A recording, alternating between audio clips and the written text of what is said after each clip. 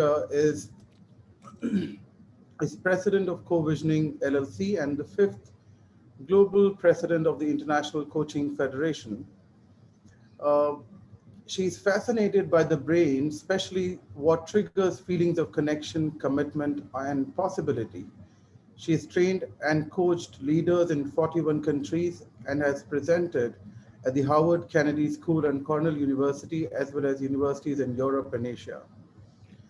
Dr. Reynolds is a pioneer in the coaching profession. She was the, of course, global president of the International Coaching Federation. Currently, she is the training director for the Healthcare Coaching Institute in North Carolina. She's also, in fact, she's also a faculty coaching school in Russia, the Philippines, and China.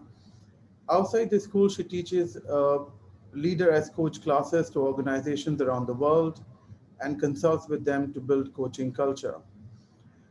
Dr. Marcia is also a renowned author on multiple books. She's the international bestseller selling author. Uh, she has recently launched a book, Coach the Person, Not the Problem, which I'm reading, and I'm sure most of us are reading these days. A couple of other books, Outsmart Your Brain, Wonder Woman, and The Discomfort Zone, How Leaders Turn Difficult Conversation into Breakthroughs. So what a background, Dr. Reynolds, you bring with you. Would you like anything else our listeners to know today about you? Um, well, when I start the presentation, I'll share something. Sure, over to you. Okay, great. Um, Let me share my screen.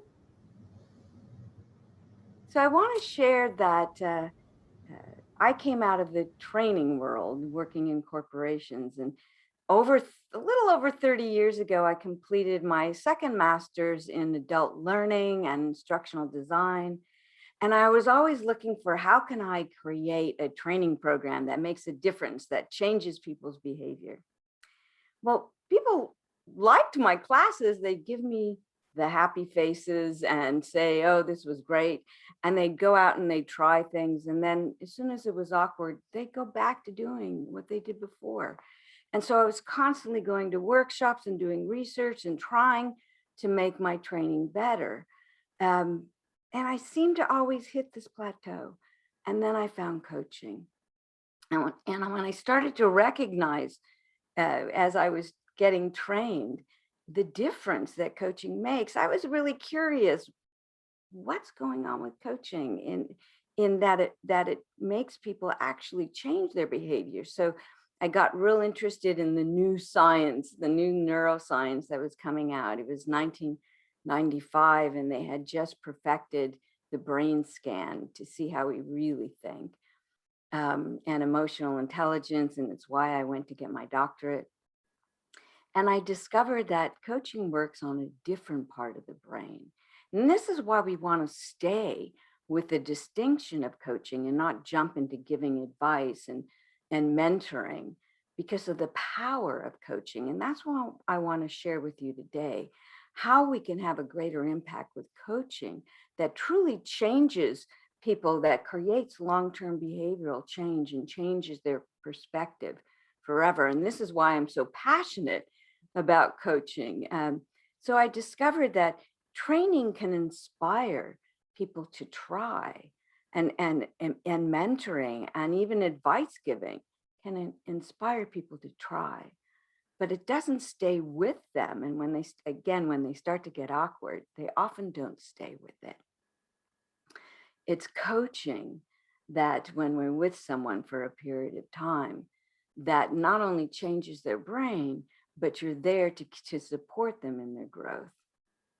So when we look at the distinction of coaching, it's really important to know this as we explain it to people and even our clients, because I still get clients that, in the chemistry session, when we're seeing if I'm the right coach for them, or my first session, that they don't understand the distinction of coaching. They think I'm going to give them advice and tools and tell them what to do. And I always say, I believe in you, that you're smart and that you have ideas that I want to build on. And then at the end of a session, if I feel there's a tool that would be useful to you or a resource, I'm happy to share it. Because again, you can't just tell people to change. They're stuck in their stories.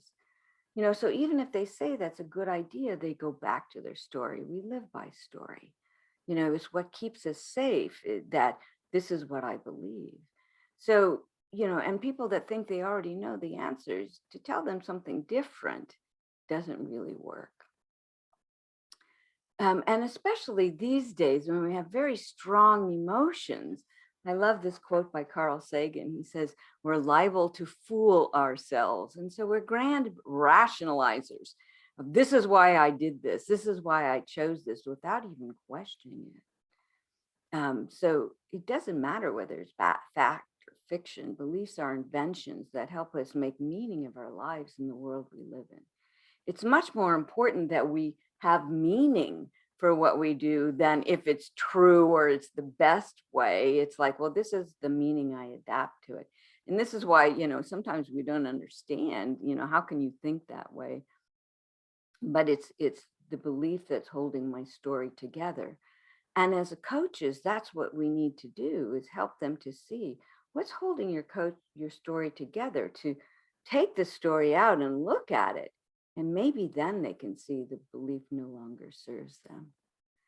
So the fact of it is because we're masters at rationalizing, we don't analyze our thinking. And the neuroscientists and behavioral economists will tell you this, that we don't stop and truly look at our thinking, that the idea we can even coach ourselves.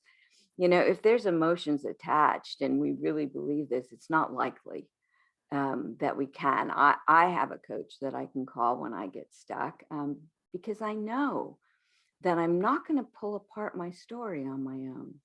So this is what it was Michael Gazzaniga who wrote the book about, do we really have free will? And he says that no, on our own, our brain is going to tell us what to do, even though it's not the best thing for us, that we need an external disruptor, someone that makes us stop and think about our thinking in a way we cannot do for ourselves. But it has to be someone we feel safe with. And this is why it's so important in coaching that we know that the mental habits of coaching, that we can create that safe space where people feel that they won't be judged and they can say whatever they want. That it's important that the energy we bring to coaching is just important as the skills we use to help them to really, really look at the stories they're holding in their brain. And to know that giving solutions actually pacifies their brain instead of activating it. And it could even activate the resistance. It's like, well, that's what you think, but that's not what I think. But they don't say it, especially if you're a leader. They may not disagree with you verbally, but they do in their mind. But again, when you tell them what to do, you're just activating short-term memory, which is exactly what it is. It's short-term, and when they pull it back out to try to remember what you said, they're likely to change it. And then you get disappointed with them because they didn't do exactly what you said. But short-term memory is unrealistic in the idea that we can remember the details. And when we go to sleep at night, the brain throws out 80% of what we accumulated through the day and says, this is what's most important, this isn't. So we don't want to rely on just short-term memory. We need to go inside the brain, into the middle brain, and that's what coaching does. So I always say coaching isn't about giving people solutions. Coaching is about giving clarity and confidence so they can act on the solutions that they have. I find most likely and I coach mostly leaders and high potentials, that when they say they have a decision to make, it's not that they don't know what to do. They usually know what to do, but they don't have the confidence to take the risk on the option they think is best. So I help them to identify what's stopping them, what's getting in the way, and which gives them the confidence to make their choice to move forward. And that's the gift and the value of coaching.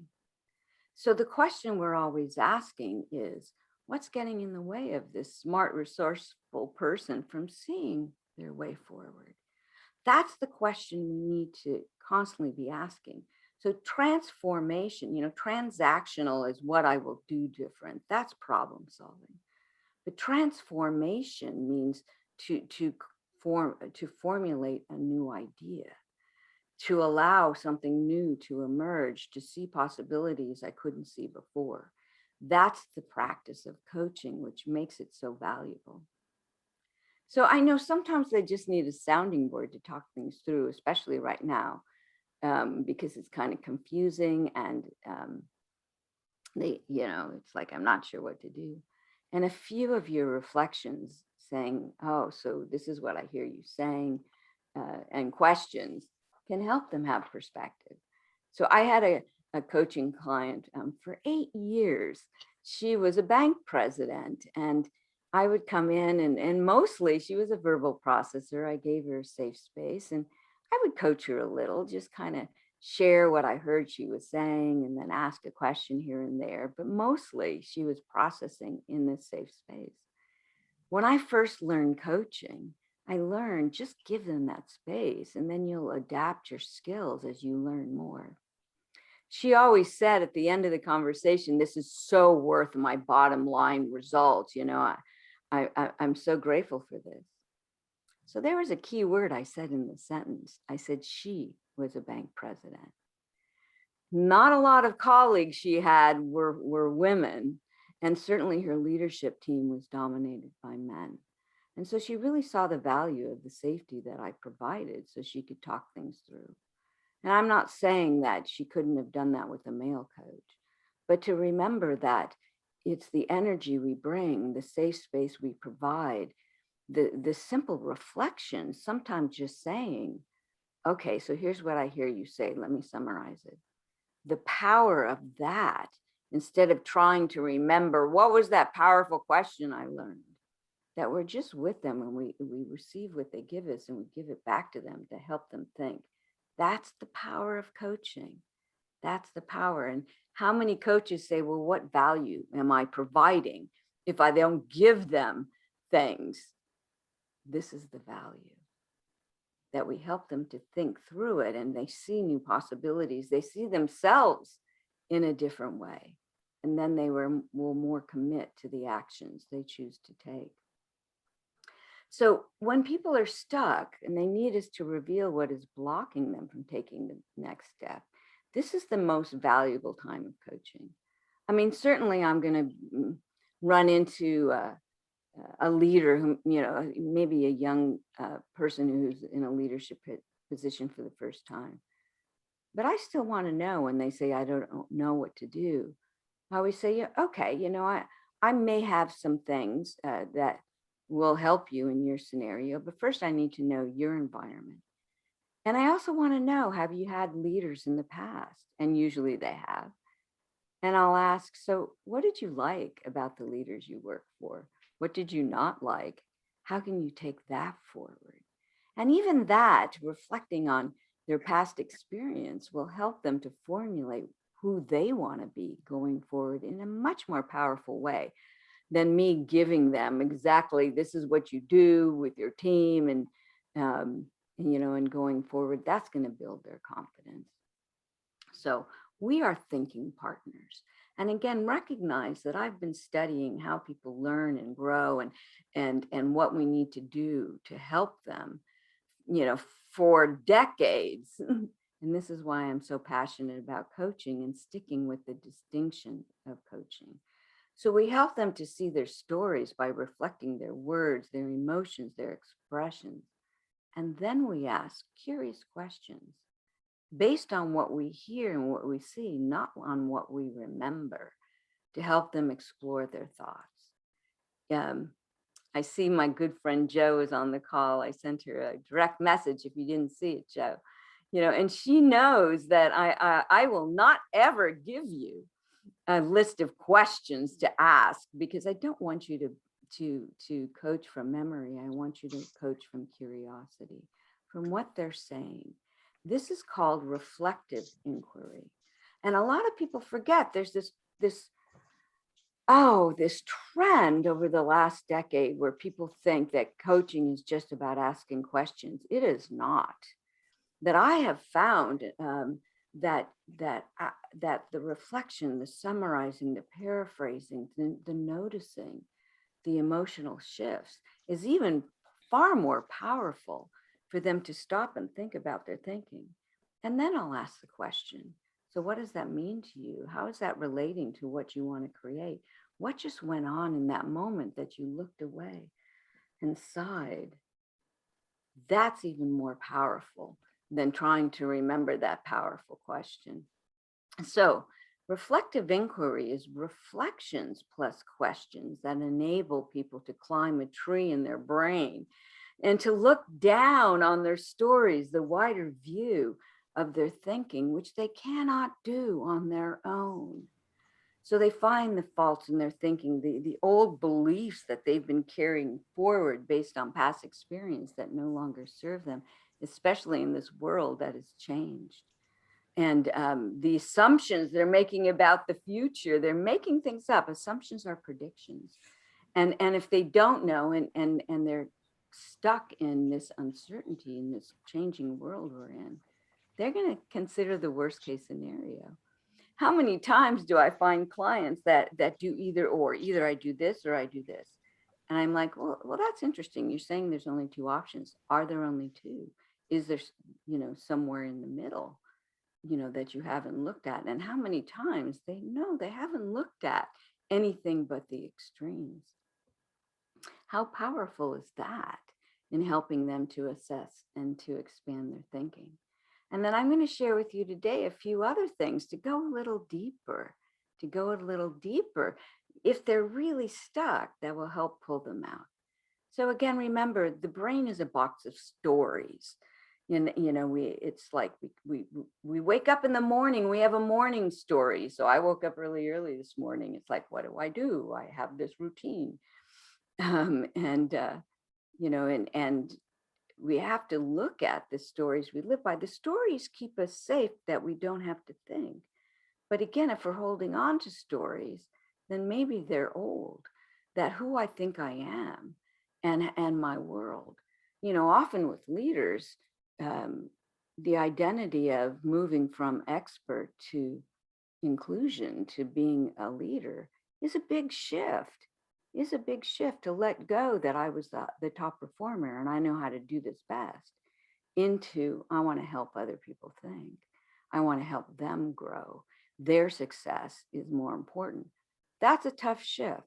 I often find it's an identity shift that people need to make, but it's in their story that I have to look at to help them to see the story they're holding on to and who I think I am and how I see the world.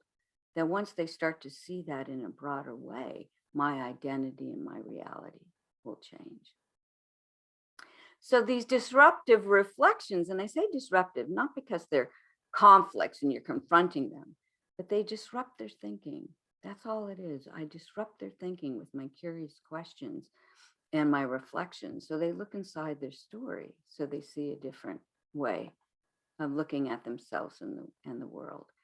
In the learning world where I come from, so coaching is the best learning technology we have. It is not a therapy. It's a learning technology. So we have fact-based learning, fear-based learning, we scare people. But coaching is insight-based learning. It's the aha moment that expands the middle brain of how I see the world and the rules I have to live by. And I'm holding other people to live by, my beliefs, who I am. And when they have a moment of, oh, maybe there's something else, then it creates that break in their story. And that's what we're looking to do, is just to break their story, a crack in it, to break through that so they can expand it and see something else. So when we say breakthrough coaching, understand that learning happens when the frames around the stories that shape our reality crack and a new perspective pops through. And so you see that and they will have a reaction. Either they go, wow, that's interesting, or they could be embarrassed. They could cry. they could get angry because they're angry at themselves for what they've been doing to themselves and others for years. You know, one time I had a manager say to me, I was a typical high achiever and always complaining about other people didn't work as hard as me and my manager should get on them and make them work harder. And he said to me, wow, it seems that everyone disappoints you. That made me stop. It's like, is that true? And then he came back with the question, will anyone ever be good enough for you? Pop. I couldn't even respond to him in that moment. It was like, I couldn't even breathe. I said, I have to think about that. So now in coaching, sometimes they have to go think and process what occurred. That coaching often happens in between sessions. And it changed my life and how the standards I held for myself and others, and how I kept people at a distance and how I could connect with them better. So, you know, it's the reflections and questions that change. So, you know, it is important to always know, where are we going? And a lot of coaches miss this, that we need to discover what they want and to stay on track. So remember, and I teach this when I teach whole sessions on how do I help them discover what it is they want instead of what they have.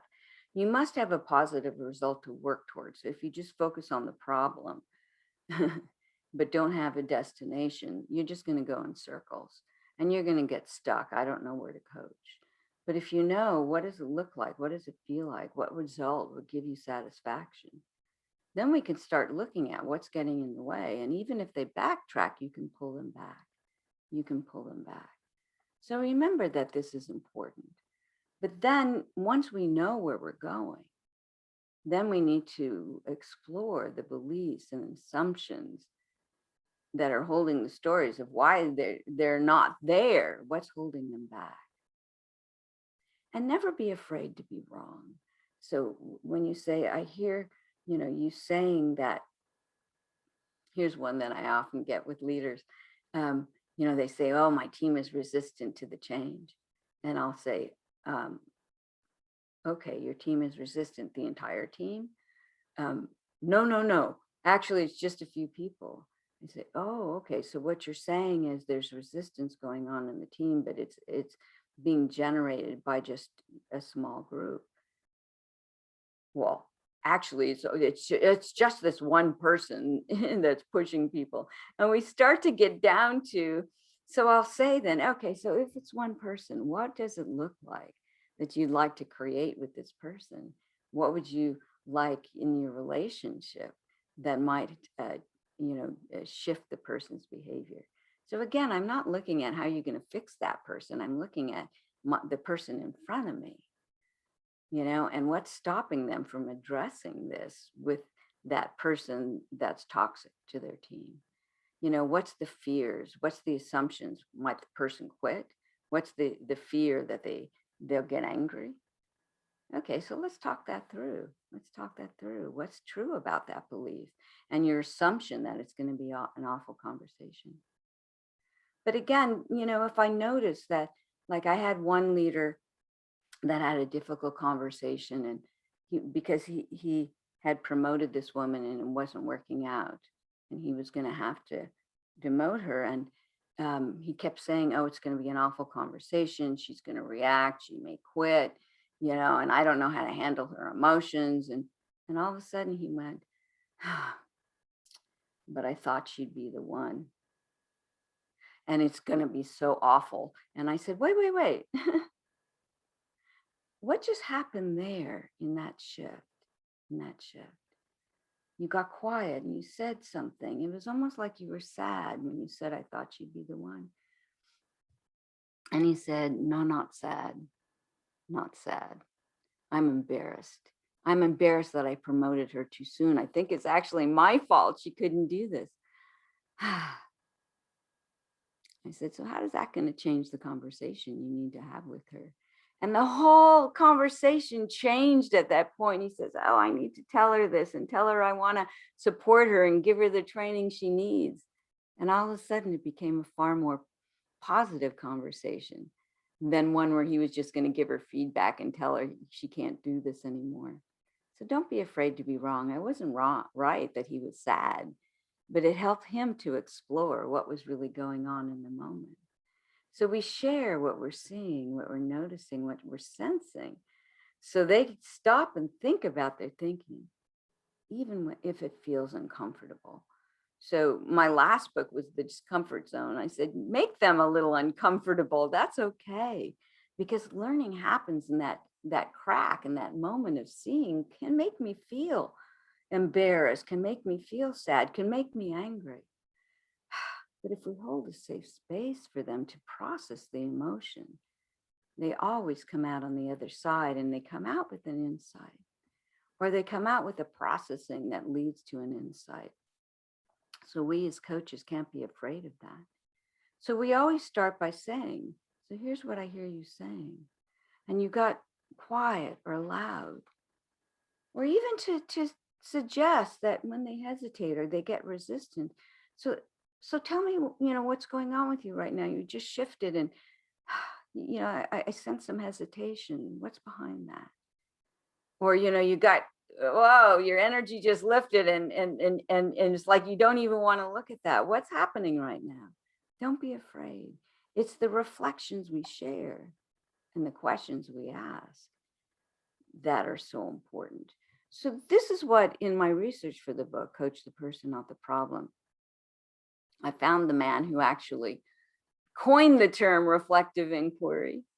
And he was this educational reformer, and he wrote a book in 1910 called How We Think. And he defined coaching in this book. He wanted teachers to get students to think more broadly for themselves by reflecting what they were saying and then asking questions. Now, he didn't succeed because the educational system still, stayed with here's information, dump it in your brain and see if you remember, which, if I gave you quizzes that you took in school right now, you probably fail. So, he was saying, and he defined, it's listen for the key words that they stress that are important to them, offer the observations of their behaviors, especially the emotional shifts. I can't tell you how many times that my coaching was really shifted and made a difference when I just noticed you got really loud at that moment, or you got really soft, or, you got angry about that. What's going on? How important that is, because we don't see it in ourselves. So don't be afraid of emotions, the nervous laughter. So you seem a little uncomfortable or anxious, the looking away. And please don't jump in to fix them and to heal them, to soften the blow when there's tears. Don't jump up and get a Kleenex unless they ask for one, or you might offer. And please don't ask them to, do you want to go away and come back? You're making them weak. When you do that, they already feel bad for crying. Just hold a safe space. Your stillness, your silence, and the caring you hold in the silence that is a part of your coaching allows them to process. And if they go on for a long time and they're quiet, you might say, what's coming up for you now? What are you now seeing? Okay, don't make them wrong for any emotion that they experience, that, they're not used to expressing emotions. Keep it a safe space, because when you don't allow the full processing of emotion, you're taking away a piece of their humanity. So I want to get into a little bit more of what we're looking for in our coaching. Is there any questions that have come up? No, Marcia, not right now. Yeah. Okay, great. If they do, and if you have questions, just type them in the chat, right? Okay, yeah. And Harris will let me know. So oftentimes, even if you look at, here's the beliefs, the assumptions, sometimes they're still stuck. Yeah, I understand that, but I can't do this. I should do this. I know it's not going to work based on my past experience. When they say those things, we may need to go a little deeper on What was it from the past that you're expecting to happen in the future? The unmet needs that, I had a woman I was coaching, and she was so disrespected and not seen by her last leader that she just was assuming it was going to continue to happen going forward. And she couldn't even define the type of workplace that she wanted to work in, because she kept going back to, yeah, but this is what my boss did. And looking at and just sharing, wow, I hear that he disrespected you and didn't see you. So is that something that you need to work on to release the expectation this is going to happen again? Or can we create a picture of the future? It took her a while, but she finally said, no, I do want to create a future where that's not real. So we have to look at the needs that weren't met and the values. We often compromise our values, especially now with the pandemic. It's like, it's the taking care of family and work and what I should do, and how many countries I work in where families are important, and the family says they should do this, but they want to do this. So they're compromised, their shoulds are compromising their dreams. And I always say, well, maybe you can't work on your dream today, but can you work on taking the steps toward it moving forward? So we look at all these things, assumptions, beliefs, values, and needs that underneath the fears and their desires. When we pull them out, this is just a part of their story. So again, I'm not looking at necessarily in their life, what created this way back in their history. I'm just looking at what's holding their stories together now. And can they shift their story once they look at it? What will support you in going forward that we do in coaching? So emotions are triggered by what we believe should have happened but didn't. So oftentimes, if you find yourself frustrated, I often find that, there's a lot of research that says women and minorities and groups are most interrupted and ignored. It's still happening, and so we look at, so what is the person complaining about? What's missing for them? What are they afraid they didn't get? And it's not the behavior, it's the need. It's like, I don't feel like I'm valued. I feel like I'm ignored. Okay, so what is it you need to do moving forward that might, what's the conversation you need to have? What is it that you need to bring forth to help you get your needs met? So underneath the complaints are what they felt they didn't get that they should have. And sometimes they'll say, well, I can't ask my boss to do that. Well, what will your boss do? What's the risk? What's the consequence? So many times when I ask them that, they realize that the risk or the consequence is not what they think. It's like, oh, I'm going to get fired. It's like, okay, so you're a high performer, so your boss is going to fire you just because you said you want a little bit more recognition. Is that true? And they're like, well, no, I just think that he may get mad at me for asking for it. So I'm like, okay, so getting mad at you, can you tolerate that? Oh yeah, I can. And in my experience, and once we go through it, I might share a story. Or in my last job, I'd always say to my boss, it's like, wow, I give you reports, you never tell me when I do what I do good about my reports. You only say what's missing. And he said to me, oh, you're so sensitive. Do I always have to tell you when you do a good job? And I said, yeah, I'd like to hear that. And he said, well, you never tell me when I do a good job. And it was like, it's like, okay. And we recognized something, and going forward, we treated each other different. We recognized each other. And so I've often found that when I ask for what I need, it may irritate the person in the moment, but they always hear me. They always hear me. So, it's okay to once you recognize with the person what they need and what they want to do going forward, that you share some facts and experiences. But don't share them up front, like, oh yeah, that's happened to me. Here's what I did. You only do it once you recognize, once they say, well, yeah, here's what I need and here's what I should do. I'm just not sure of the consequences.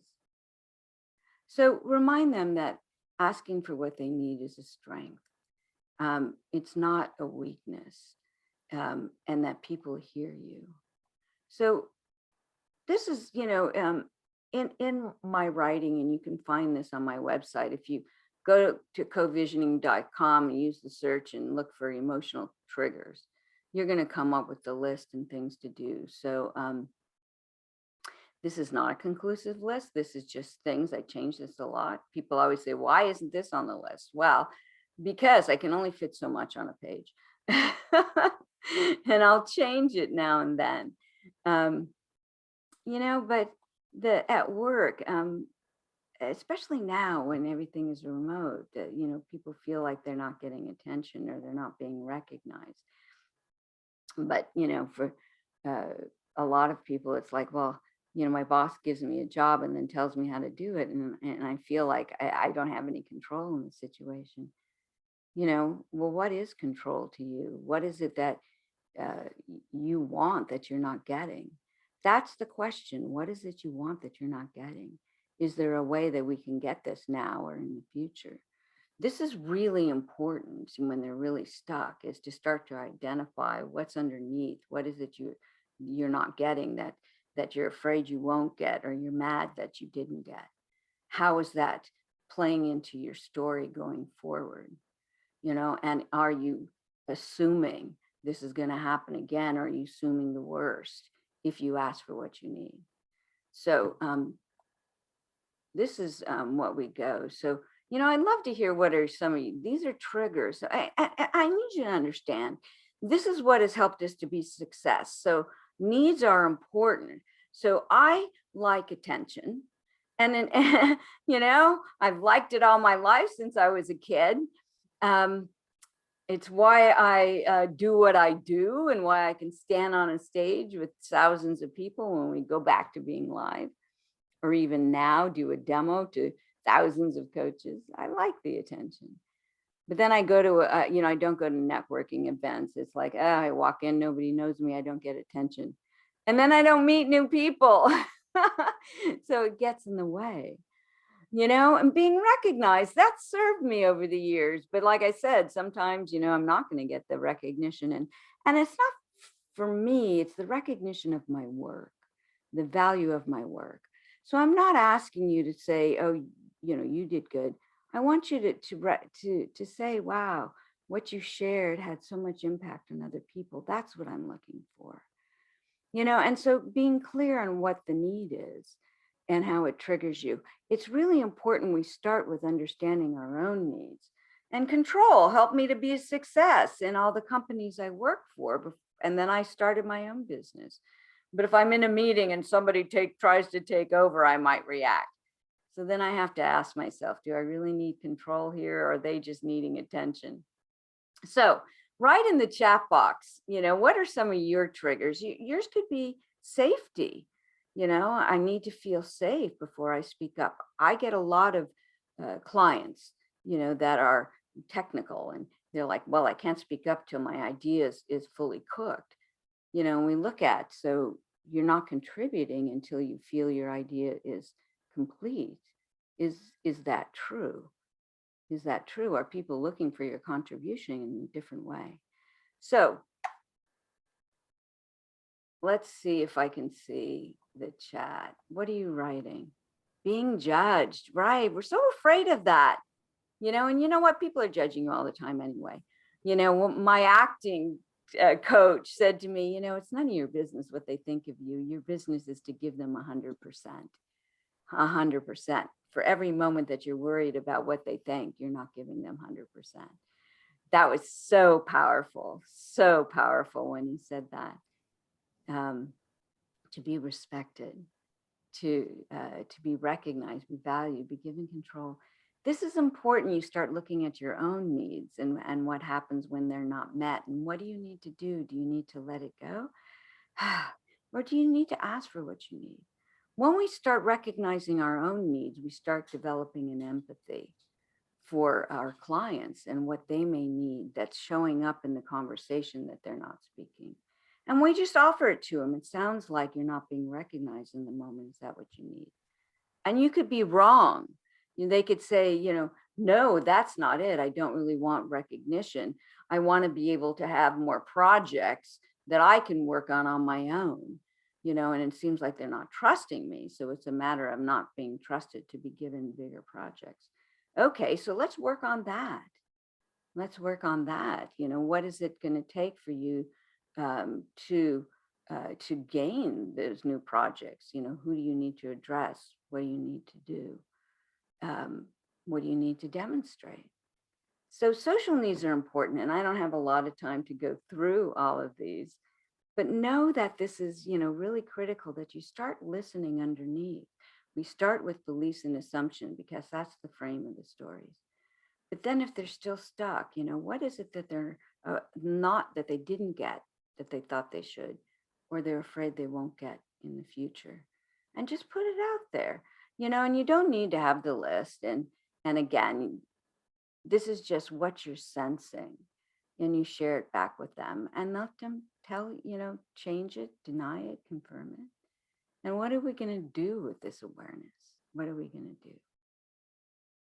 Now, some of these actually, blend over, and you could say are a value. So freedom could be a value. Being with people could be a value. And what, I don't want to get into the difference between needs and values, but oftentimes when we start to recognize our needs, like my need for control, once I saw it, it started to diminish, and as right now I work with a number of task force. I do like to be the leader, but I've recognized the value of inclusiveness and listening to people, and I don't always have to have control. So that need has decreased. Needs are a little bit more malleable, and they can change over time, where values are a bit more consistent. They can change too, but they usually define our lives even more. And so I don't want to get into the distinction. It's not important. All you're asking is how important is this to you that you have to have this in your life? So values are strongly held structures. So, the value of family oftentimes is stronger in my clients than it is for me. I didn't grow up with a close family, and I don't have children, but relationships are critical to me, and I have somebody who's staying in my home with me right now who has been a friend. What is it now? For 40 years, and I value that relationship deeply. So social needs can somewhat diminish, but our values are a little bit more stronger. So the values of accomplishment, of learning. I have a great value for learning. That's why I keep studying, and I like to share what I learn. And that's important. The impact I make, that I make a meaningful difference, is what drives me, even at my age. I will continue to do this. My accountant's always saying, when are you going to retire? I'm like, retire? So, when we started this, the question was asked, what else do you do other than coaching? It's like, no. I chose at this point in my life, my focus is on coaching, on teaching coaching, on coaching cultures. I feel this is the legacy I want to leave, the difference I make. This is a value for me. This is a value. So, we're just looking at the values that people have. And again, oftentimes when people are saying, well, yeah, I want to do this, but I should do this, are their shoulds getting in the way of really what's important to them, and how unfulfilled they will feel? And again, I had a client in China, and she was taking care of, multiple generations. But she was so bored with her job, and she was a very high level person. And I said, okay, well, You're saying you can't change it today. Can you move toward changing it in the future? Well, what was interesting is after she thought about it for a while, she came back and said that future is soon. That I could probably get work somewhere else, but I really needed to sort through what was true about my shoulds and what it is that I wanted to create. And knowing that people in my family do want me to be happy, so we explore these things with our clients and know that this is, underneath what they're saying, and we want to bring this forth. So again, when I say, what do you need to do to be able to live with a need or value you can't get right now? All right. What I'm saying is, like, sometimes people say, I have to stick with this job, even though I hate my boss. Okay, fine. So how are you going to stay with this job and be okay? And it's not going to stress you out. And what are you doing to take your steps to move forward? So I'm never going to tell someone you have to change your life right now. I'm saying, what's comfortable for you? What's the shift you want to work on moving forward instead of staying stuck? Okay, so that's an unrealized need or value that they may have to live with for a while. But again, so what's the future look like? What could a year from now look like for you? And so we work with them. So I say we hack the operating system. And this could cause an emotional response in them that they were afraid to face this before. It was uncomfortable.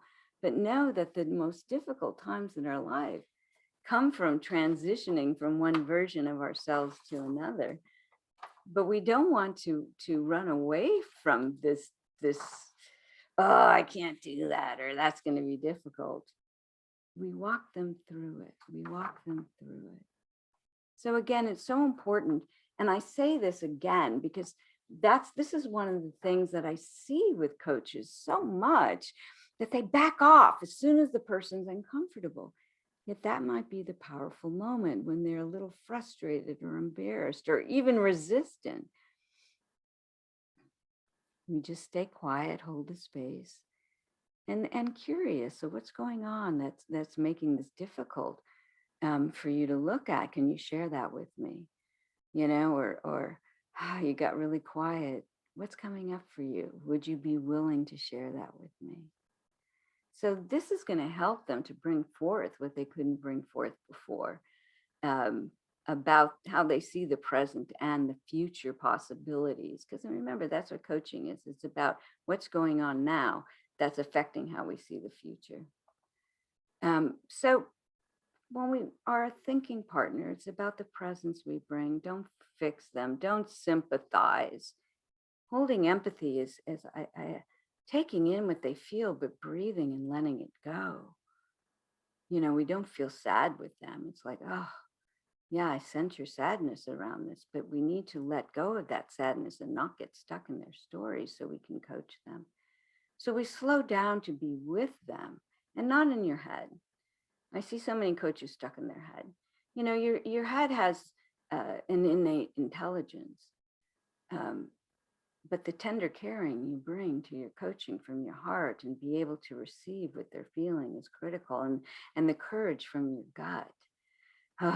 We have to call forth that courage to be able to be with them when they're uncomfortable and help them get through the other side. So I do a lot of head, heart, gut work with my clients, my coaches as well, is to be able to open that. And again, if you go to my website and put in discomfort zone learning resources or learning tools, you're going to get a visualization. So remember that their silence means something's going on in the brain. And if you interrupt, you won't find out what that is, if you stop them from thinking. So allow the breakthrough to unfold by being still and holding a caring space. I mean, what if tears were there just to wash away what happened in the past so they can have a clear view of their future? What if that's all tears meant? So again, we notice when we're judging them that they're weak or they're incapable of thinking things through and we need to fix them and give them advice. We breathe and feel our own anger, fear, anxiousness, disappointment, and we see them as capable. These are capable, creative, resourceful human beings in front of us. And we're just there to help them think. And how powerful that is, that's going to take them to their next level of development. So we always end our coaching with what came up for you. And don't wait till the end of coaching. Before they say what they're going to do, after they have an insight, say, so tell me what it is. What's emerging for you? What are you learning? What are you now seeing? And then ask them for the steps of what they're going to do. If you wait to the end of coaching to say, okay, what was the best part of the coaching? Then you're just asking them to confirm you as a good coach. All right, don't do that. It's after they have the insight, the breakthrough.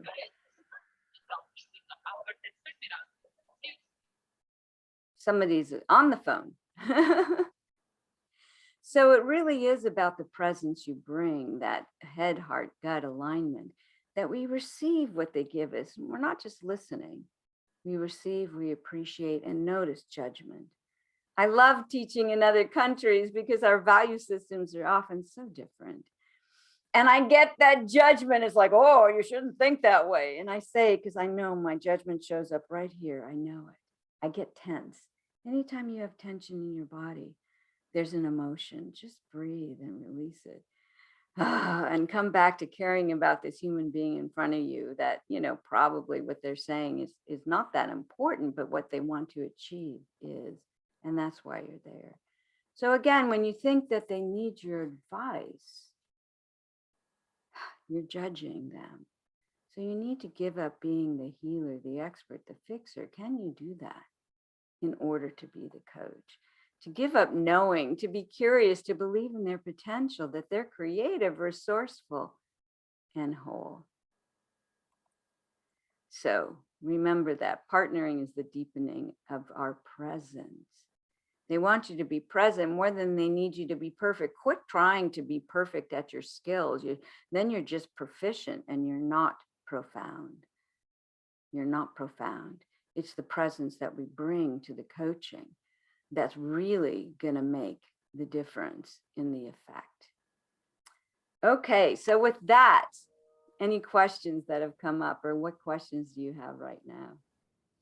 So, Marcia, we've got a lot of appreciations for what people are learning. I think it's very powerful and deep, and there are a few questions as well. So, shall I read out?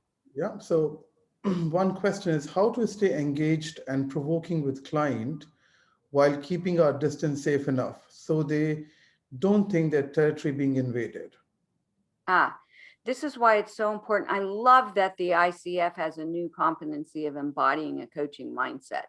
Okay, because it really is the most important thing that we bring to the coaching is the mindset that I'm here with this smart person and I care about them. So like I said, it's not just your intellect, it's your tender compassion, it's your courage. My clients sense that from me from the very beginning.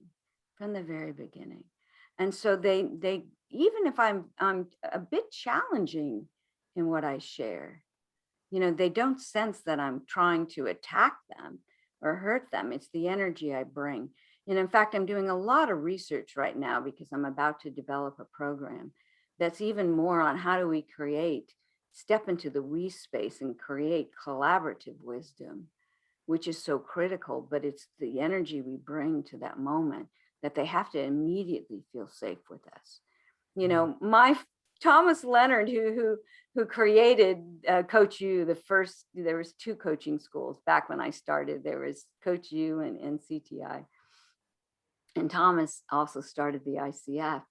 And he came on our first call and he said, oh, you have to go out and coach. You have to practice coaching in order to be good. And we're like, how can we practice coaching? We don't know what we're doing. We don't have the skills. And he said, just love them. And I'll never forget that. And my first couple of years of coaching, I don't know what I was doing, but the testimonials are amazing where people say, oh, it was so great for me to talk this through and to see the possibilities. And all I did was create a safe space and ask a few questions here and there, share what they were saying. I'd summarize and ask a question. and it was valuable to them. So, go out and care about your clients and let them know you care with your energy and you believe in them, that they're creative, resourceful, and whole, that they're fully cooked human beings, and those are the clients we choose. If there's something that's seriously broken in their mental space, then they need therapy, not coaching. But most of our clients, are capable humans of thinking through a process. So remember that and bring that to your coaching. Okay, another question? Yes, Marcia. Next question is, do you think you always need an external coach to help interrupt the stories? Can this happen without an external coach? It depends on the intensity of the emotion you hold with the story. So, can I coach myself? If it's not a big deal, I'll make a decision and then I'll say, okay, Marcia, was that a rationalization or a reason, a good reason for what you did? All right. Sometimes I was like, yeah, I rationalize it. I don't really want to do it. It's uncomfortable. Okay. If it's not a big deal. But if I can't figure, it's like the emotion is intense, and during this pandemic, the intensity of emotions have been high. And there was a point where I was angry, and I'm like, I called my coach. I don't know what happened. It doesn't feel normal for me. She says, okay, so you're expecting yourself to be normal in abnormal times. I went, oh. And she's like, well, so what could you possibly be angry about? Oh, and I just laid it out, and I needed her to do that. So the intensity of the emotions will require an external disruptor.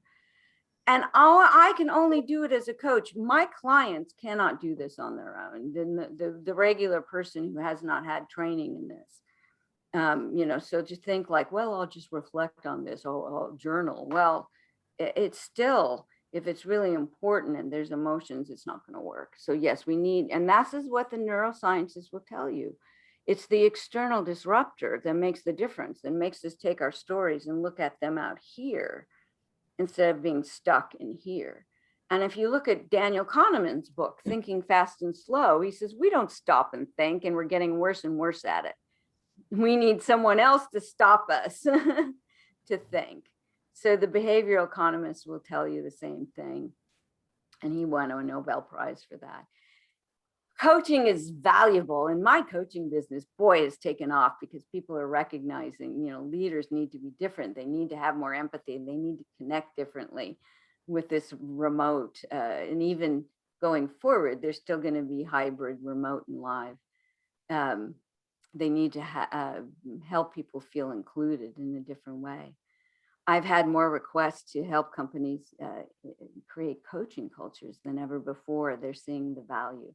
Coaching is really emerging as a powerful force right now in this quickly changing world we live in. I'm so happy for that. So we help each other think more broadly. Okay, one more question.